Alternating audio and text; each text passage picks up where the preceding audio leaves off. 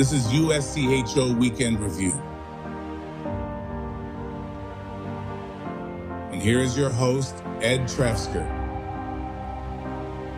Welcome to USCHO Weekend Review for Monday, January 12th, 2026. I'm Ed Trefsker alongside Jim Connolly and Derek Schooley. We're sponsored by the NCAA Division I Men's Frozen Four, April 9th and 11th in Las Vegas. Get your tickets at ncaa.com/mfrozen4. Well, we're kind of back into the swing of things after the holidays and a full weekend of games. And some teams starting to make some statements on the weekend. One that's been right up on top all along, well, at least since the latter part of the first semester, is Michigan.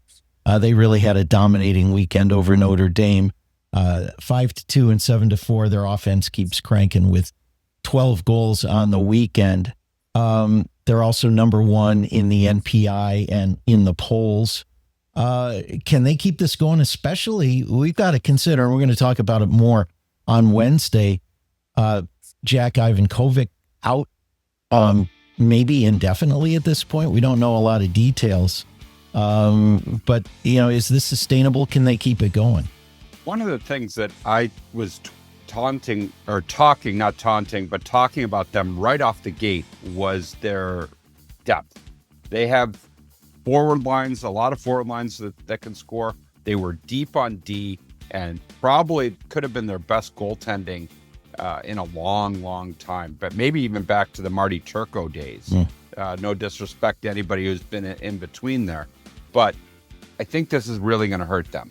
I think their offense is still gonna shine, but you also got to remember they lost a key defenseman earlier in the year too for a season-ending injury. They lost another forward at Christmas. They had to bring a forward out of junior hockey in to replace him. So right now, this is where depth is going to be really tested.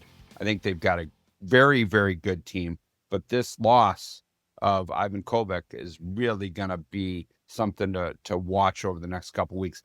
Unless they continue to score 12 goals on a weekend, then he can give up 10. Yeah, I mean, that's the reality is this offense just keeps cranking. Still almost 5 a game. I think it's 4.93 a game right now. Their offense still almost 5 a game. You can have some errors on the goaltending side, but, what do we know about Stephen Peck? Not a lot. Comes from Muskegon. He's a freshman. His numbers in the USHL were moderate. Goals against in the 2.5s, a save percentage just below 900. This is maybe the bump in the road that we didn't expect from Michigan. And this could be one that derails them a little bit. The whole thing is, in schools, you can give me a coach's perspective. If your team is cranking and you're doing everything, you feel like you're clicking on all cylinders, and then your goalie lets a weak one in a 1-goal game. Where's the reaction on the bench? How do you keep focused? How do you not get focused on, poor goaltending? I'm not saying that Stephen Peck's going to do that. I'm just saying, if you get into that situation, how do you handle it? Two things that I would say. One, Stephen Peck did win a Clark Cup championship in the USHL. So he has won a championship and been a part of a championship team. So that's a feather in their cap as far as him being a winner at the junior hockey level. The other thing I'll say is sometimes teams rally around a goalie that has come in when they lose their starter. You see it numerous times in short spurts. Like, for example, we went to the NCAA tournament in 2014 where we lost Terry Schaefer in the middle of our game 3, who was our all-league goalie. Dalton Isaac came in and took us to the NCAA tournament as a freshman because the guys played so much harder in front of him. And I think, Ed, you could probably talk. You've seen a baseball catcher play goal. You've seen a lot of different things where the team just rallies around that goalie. And then they start playing better defensively, block more shots, give up less quality chances. So you can look at it the other way, that a team could rally around this opportunity. And I'll pass it to Ed because I know that his experience is seeing multiple goalies come in with experience over his time has happened. Yeah, I mean, you run into that, and you can also do some adjustments, right? With defensively, you can work on making sure that second or third rebound doesn't come in and concentrate more on clearing in front. I remember a story at RIT where the first and second goaltenders both got run in different games by the same player on the same team and were out for several weeks. And RIT played a club goalie for 5 games. And it was to the great disappointment of the defenseman that they actually allowed a shot on goal by the end of that first period. They were trying not to allow any, but he went 2-2-1. The both goalies got back and they were ready for the playoffs. But the way they played in front of a kid whose knees were knocking during warmups was really something. Well, let's talk about Minnesota Duluth. I said earlier in the season that this is a team that I completely overlooked, and I was not expecting it. Huge offensive weekend, 6-3 and 8-4 over Lindenwood. They're top 5 in the NPI. Max Plant in line looking like a Hobie frontrunner. But the thing that gets me, I think about Scott Sandelin's teams over the years and the national championships, first and 11, then back to back. What was it, 17 and 18 or 18 and 19, whichever it was. And those were different teams. They had great goaltending. They were defensive. They were grinders. And now it looks like they're this explosive offensive team. Now, I haven't gotten to watch much of them, but is this a totally different Minnesota Duluth? And are we mistaken if we don't talk about them as being a real contender for a championship? I think that, they've had some really good offenses, but when you get into NCAA games, I think they become more defined by their defense. And this team plays very good defense, but when they're scoring almost 4 goals a game, I think it's about 3.64 goals or something like that, top 12, top 13 offense right now. When you have those types of numbers, then you get a little bit of, penance on the back end. If your goaltender lets one in, as we were just talking about, you're okay when you're getting 3.5 goals a game. I don't remember what that 2011 team scored. I remember them being a pretty good offense. I don't know if they scored as much as this, but the reality is when you get into the tournament, you can't expect that 3.6 or 4 goals a game. Michigan almost 5 goals a game. I think when you get into the NCAA tournament, maybe you'll have a couple of those games, but you really have to be more worried about the 3-2 or the 2-1 game at that point. Yeah, and we talked last week about playoffstatus.com of anybody being in the upper 90s of being a lock, and we said there was probably about 4 of them, and now there's 6, and you got Michigan, North Dakota, Wisconsin, Duluth, Western, and Michigan State, and then you got Dartmouth at 88 after that. And you talk about all these different scenarios, but you keep forgetting about Duluth. I think this is if they're 4th right now in playoff status. They're unbelievable in the NPI. I almost said pairwise, the NPI, but you just keep forgetting about them, and they're right there, and they've done a great job over the last. You keep wondering when they're going to falter, and they just keep going on. They've got a tough road coming up. They've got St. Cloud and then Western that is hot as a pistol right now coming up over the next 2 weeks. So I still think that they're going to be a legit top 8 team. It's just probably the one that you forget the most about. Derek, you mentioned Western Michigan. They definitely are hot. They go into Denver and sweep the Pioneers, 6 points in the NCACs from the weekend. Denver, they got to watch out here. They're kind of sliding down a little bit, but looks like from this that Western Michigan is showing that they can win against just about any kind of team and any kind of style they face. I think the one thing about Western is they took a little bit of time to get going, and maybe you call it a national championship hangover or what, or just having to find a whole bunch of new players when they graduated a good chunk. But you look at and just go down the list. Hendricks is still going well, and Michaels and Susinski. I mean, they got a really good group of top end forwards. But the one thing I'll tell you right now is swept Denver, swept Notre Dame, won the tournament in Wisconsin, and split with Duluth. They're right now quietly on a 7-game winning streak against some really high NPI teams. I think they've established themselves now as a top 8.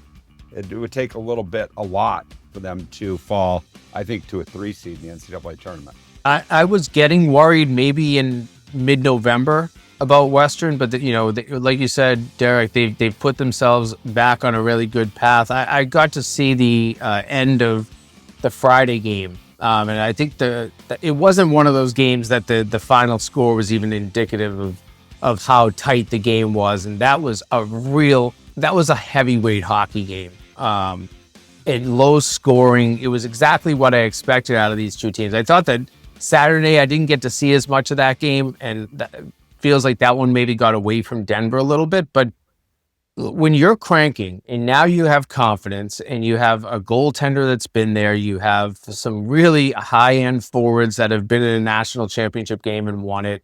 I just feel like this is how the reload becomes a lot easier when the new players can be taught by the old players what it's like to be a champion. And I feel like that's what's happening right now at Western.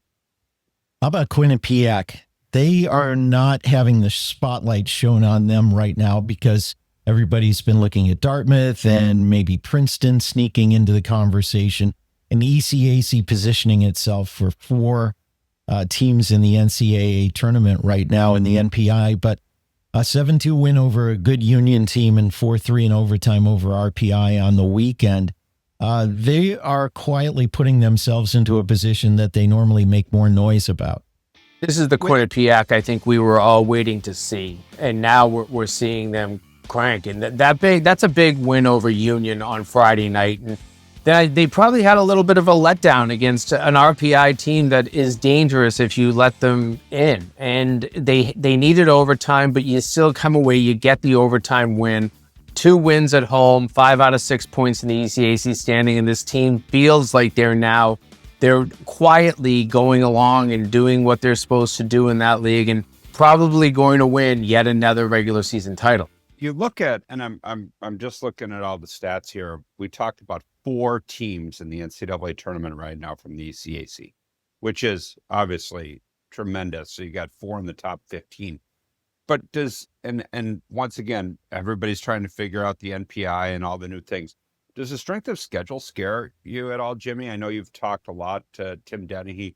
47th for Dartmouth, 50th for Cornell, 46th for Quinnipiac, and Princeton at 57.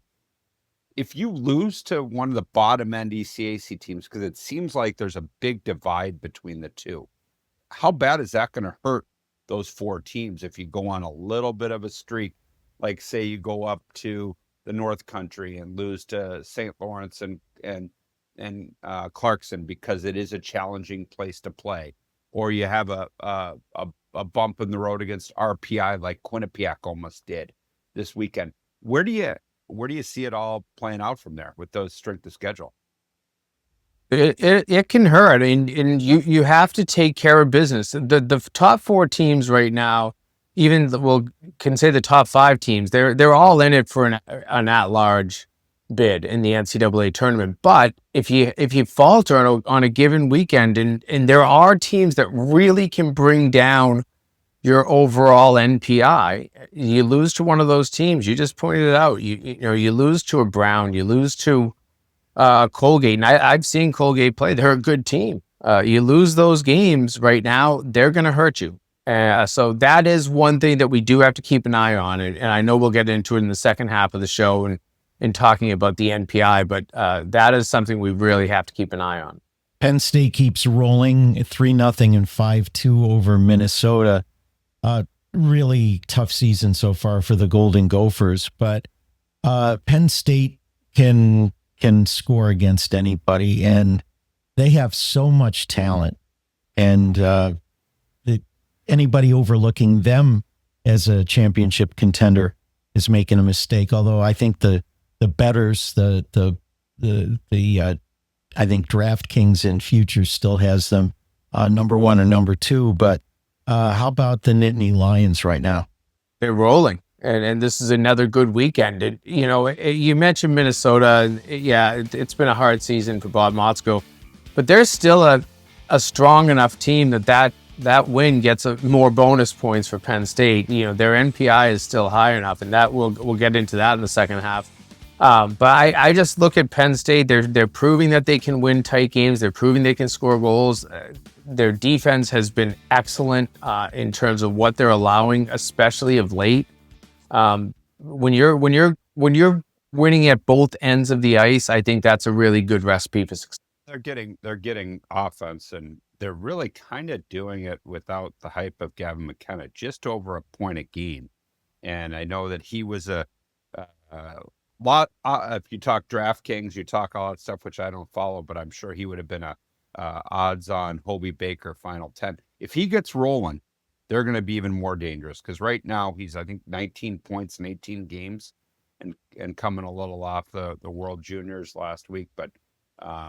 With them, they're right now, they've got a challenging, they've got a Notre Dame at home, Wisconsin away, Michigan State at home.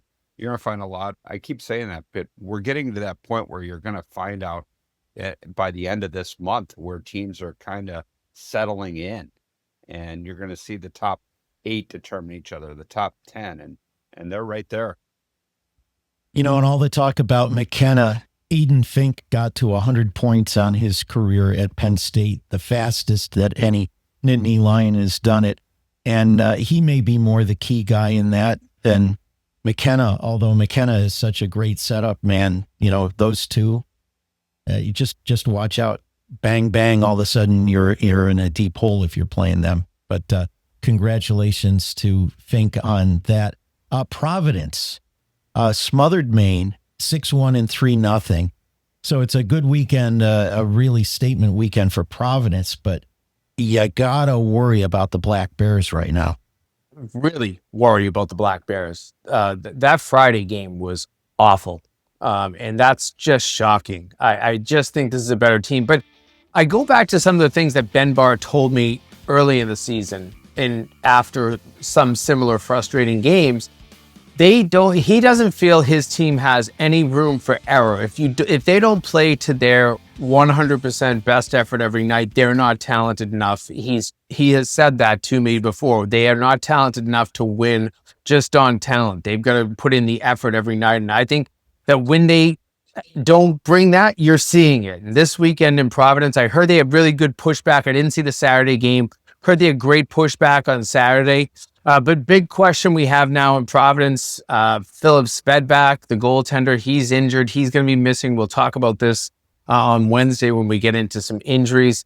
They're bringing in another goaltender, but Parsons, backup goaltender, comes in this weekend. He was fantastic, and he gets his first career shutout on Saturday night. Yeah, and you look at, they've taken, since Thanksgiving, they're 6-2. And they've done it against some good teams. They split with Colorado College on the road to be able to go do this against Maine. They won the Providence Mayor's Cup. I mean, there's just a lot of good things going on in Providence right now. But the one thing you just mentioned, just like we talked about in Michigan, how will the goaltender? It's another freshman goalie that had a great first weekend, and then they're bringing in somebody with pro experience to battle him. Where that takes them, you're going to have to find that out pretty quickly, because obviously it's the most important position. But once again, they rallied around the freshmen this weekend. Will it continue? Some quick hits on other notable wins and some tough weekends. Wisconsin sweeping Alaska Anchorage. Cornell had a home sweep over Alaska at home. Augustana, a sweep over Northern Michigan. Let's talk about Augustana. They are solidly inside the bubble in the NPI, and they are causing us to have some discussion about a couple CCHA teams making it in. Yeah, and they keep solidifying their position, taking care of business. I mean, listen, Northern Michigan not having a good season. They don't even score a goal this weekend. But Augustana still had to fight to get those goals on the board. They win 2 shutouts, 3-0, 2-0. That's all well and good, but they're taking care of business. They're winning the games they have to win, and that's putting them in really good position. The other team you mentioned in there, Wisconsin, something that snuck up on me. I know that they've had a good season. I know that they've been in really good position. They're a top 5 team pretty much since the beginning of November. They have the second best goals per game right now, 4.15 goals a game. I think of them as a good team. I was not thinking of their offense as that strong. And right now, with 4.15 goals a game, they are just as dangerous as the teams like Minnesota, Duluth, Michigan, the high-end offenses that we've been mentioning. Those are 3 good teams that you just mentioned there with sweeps. You got Augustana, you've got Wisconsin, you got Cornell, all getting sweeps and all making sure that they stick within what they could do, especially with 2 of them being non-conference. That's the big thing, getting those non-conference wins for the league and for them. And Augustana, you're right now, you're talking about 2 teams with Augustana and St. Thomas that are really right in the mix for going to the NCAA tournament. And who would have thought that when they didn't even have a program 5 years ago, both of them. And here we are. So I think that it's going to be interesting to watch how this plays out, especially with maybe some more. You got Minnesota State in the mix too. What if there's 3 teams from the CCHA and 4 from the ECAC? I don't think that that's possible. But you could end up. We'll get 7 in from the Big Ten and 5 from the NCHC, and we'll have a 22-team tournament again. That's the RIT math that I got this weekend, being the 11th ranked broadcaster or podcaster on RIT behind Ed's microphone. That's the math that we usually pop up with. Yeah. But I mean, really, at the end of the day, you're talking about teams that are non-traditional, making little runs, and teams that have invested in hockey. And good for them. Well, we had some teams with tough weekends. We already talked about Maine and Denver, but Northeastern was swept at Vermont, and that's 5 losses in a row. 2 before the semester break in conference to UMass and BU. 5-2 loss at Army, and then 3-2 and 5-3 at the Gut this weekend. They're going to be vagabonds, nomads, whatever you want to call them, for next year and a half. Is there a cause for alarm right now for the Huskies? Yeah, there has to be, unfortunately. There's been a lot. This has been so talked about, them not having a home for the second half of the season. And I almost wonder how much it's maybe infiltrated the psyche of the team at this point. I don't have anything concrete to point toward except wins and losses. But if you're now knowing that you're not going to play a home game the rest of the season, everything is going to be on the road, and you start out a tough loss at Army and then 2 more at Vermont, a team that you're supposed to beat in Hockey East, if you're going to be this top-end team that had some NCAA hopes, I'm concerned right now for the Huskies. Yes, the results aren't there, but I'm worried about the damage, the mental damage, the psychological damage that's going on right now.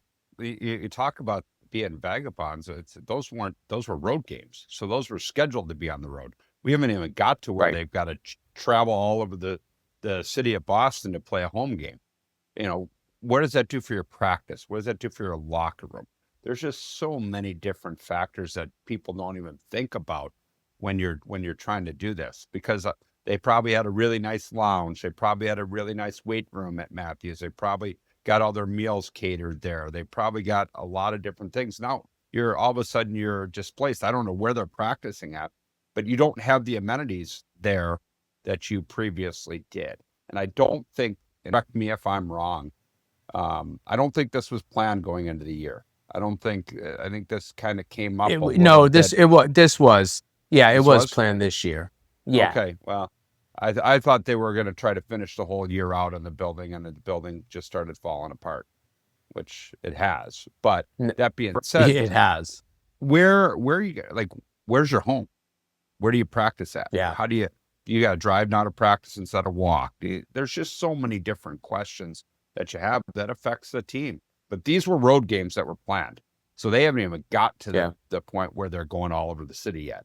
And it's not even just the city, it's all over the region. I mean, they're playing home games in Lowell, they're playing at Bentley, they'll be all over the place. In practicing, they're out at the Bach Center, which is I've got a ballpark 10 to 12 miles from campus. So you're talking about hopping on a bus every day, 40-minute ride probably through the back streets of Boston and some of the suburbs. So it is a really hard situation for the Huskies right now. And you feel for Jerry Keefe too, because his staff did a really good job of trying to get this team in position, maybe surprise some people at points of that first half. And now it does feel that the just the weight of having to play on the road and having to really, as you put it, Derek, be nomads, that's a difficult weight for this team to bear. Well, with that, we're going to take a break. We're going to talk about where things stand in the NPI and some of the factors that may weigh into that.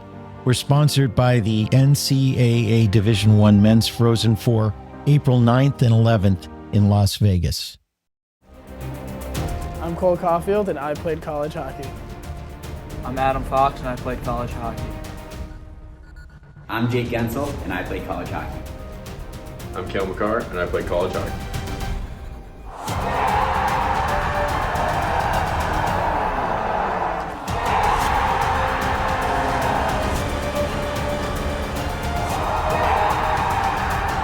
Whether you are a fan or a player, nothing compares to college hockey.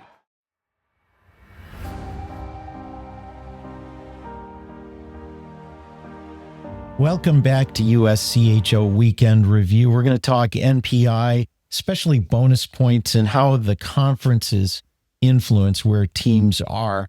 Some leagues really have a built-in edge in this, and we're talking Big Ten and NCHC, where basically everybody you play is going to get you some bonus points.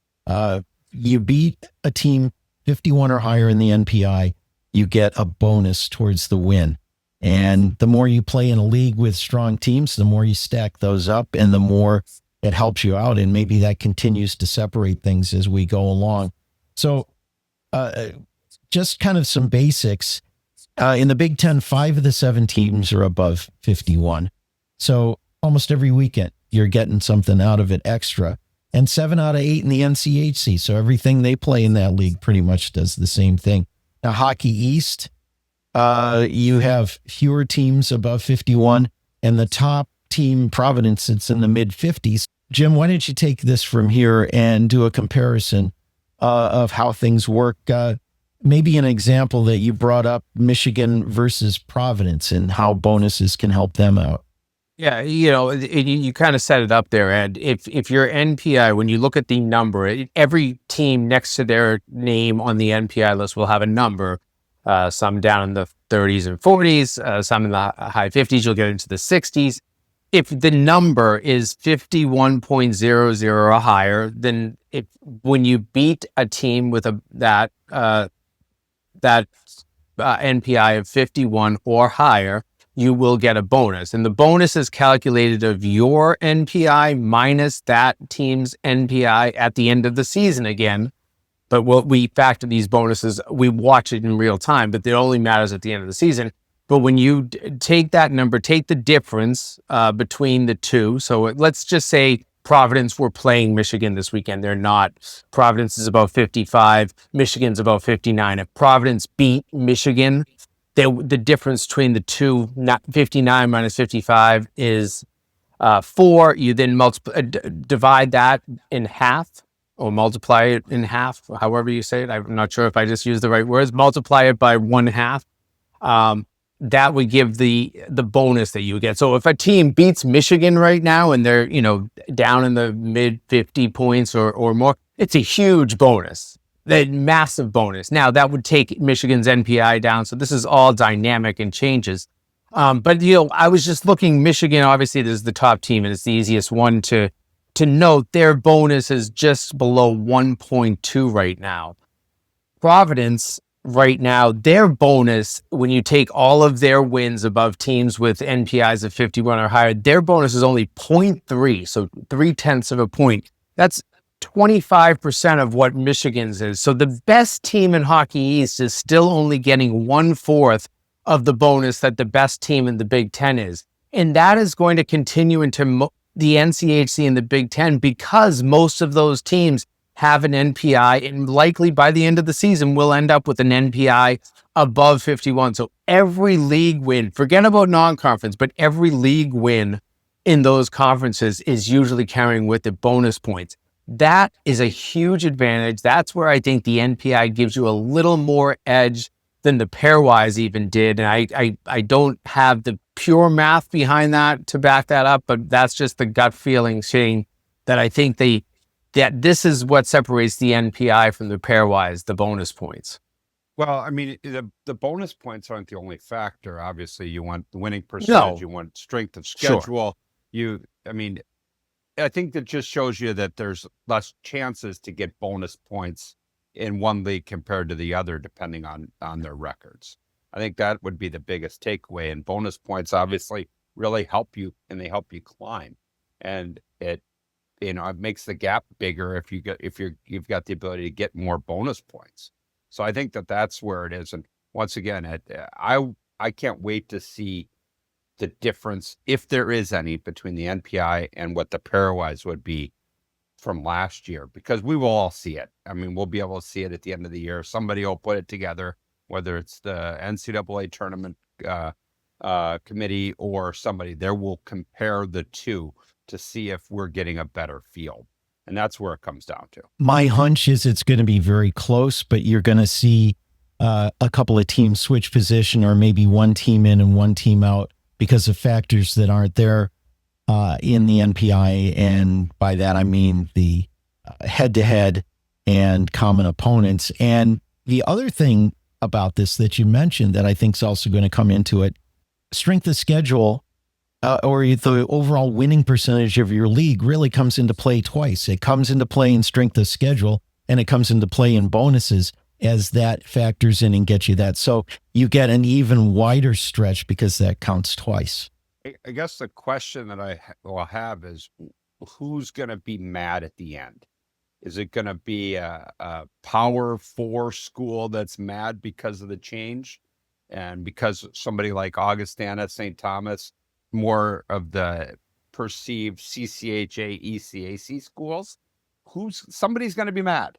There's going to be somebody mad at the end of the change or what it is. Who's it going to be? I can't disagree with that there, Derek. I think we are going to see more teams in from the ECAC and CCHA than people expected coming into the season. That will be what probably at least sets somebody off. And it will be the team that has their last team. It'll be from the conference that has their last team knocked out. And whatever conference that is.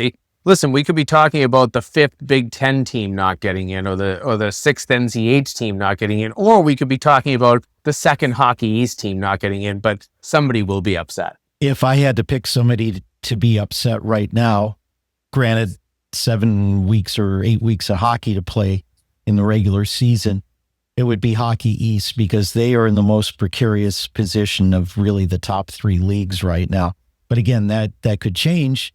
However, there's not a whole lot of non-conference stuff left. Hockey East has more than just about anybody, because you've got the Bean Pot playing into that, and you've got an odd number of teams in the league, so you got to find somebody to play. But yeah, it's going to be interesting, especially if you get 2 or 3 from CCHA, 3 or 4 from ECAC. There are definitely going to be teams. There are going to be maybe 1 or 2 or 3 teams from those other leagues who are going to be very disappointed because of how it works out. And then you're going to see an outcry, and maybe you see calls for changing the dials a little bit. Because that's the thing with the NPI. It's not this rigid thing. It's a formula that has parameters that can be shifted. And my hunch, and I haven't talked to Tim Danahy as much as you have. I haven't talked to him at all, so I haven't. But my hunch is that they're going to see what the results are from this and do what they've done in the past with the pairwise and the RPI, and make some adjustments to try to get what they would have wanted as the formula for next year. And when that doesn't quite work out, then they shift the numbers a little bit. I'm being a little cynical, but I think that's what we see happen. Yeah, there's always an attempt to synthesize the field, make it how you want it. You can never do that, because the reality is the field is still based on the games that are played on the ice, and it's the results on the ice that dictate. Well, and then that's the scheduling portion. It used to be schedule wins, schedule wins, schedule wins, schedule wins. And now people have to start, just like in football right now, people are reevaluating their non-conference schedule. Is it better to play a hard schedule and go have 2 losses, or is it better to play an easy schedule and have none, or 1 if you lose in league? So people are going to reevaluate that. But the problem that you have, and schedules are already done for next year. Schedules are starting to be completed for the following year. So there's really not many changes that could happen, at least immediately. And like Ed said, is you see it now, and it could be completely different next year. It's just they're gonna alter this to whatever they feel is the correct. If there's a mistake, they're gonna fix it. Well, and the fun part. Well, they create a mistake, but though. Oh, go ahead. But the question is whether you create a mistake in doing so. We won't know the answer to that until it happens. Exactly. You don't create a mistake. You just reveal anomalies, like when way back when you would have possibly seen Bentley and Holy Cross in the tournament and things like that. They make adjustments year after year, and schools get that. I don't think we call it the Bentley rule anymore because the pairwise is gone. But, you know, you had the CC rule with 2 teams from each league getting auto bids. Everything that comes up is, if some weird situation happens that needs to be fixed, then they come up with a solution, which is why we had kind of a baling wire and chewing gum repaired pairwise over the years. They kept adjusting things and taking stuff out to get where they wanted to be. And I think there'll be some shifting around with the NPI. Bottom line, though, we're going to just have to see how it unwinds. We can guess at it, but the math is a lot harder to do and impossible to do in your head. Maybe a couple of people out there can do it. I can't, but we'll see where it goes. And I think we've covered what we needed to cover there on the NPI. Are your math brains exhausted now at this point? Sure. Yeah. Let Jimmy handle it. That's why I'm on number 11. That's why I'm the 11th ranked podcaster here. Well, we're going to behind your microphone. There you go. And well, we're going to wrap things up now. This podcast is sponsored by the NCAA Division I Men's Frozen for April 9th and 11th in Las Vegas. NCAA.com/MFrozen4. Watch the podcast on YouTube if you prefer to consume podcasts in video. YouTube.com/USCHO. Please like and subscribe.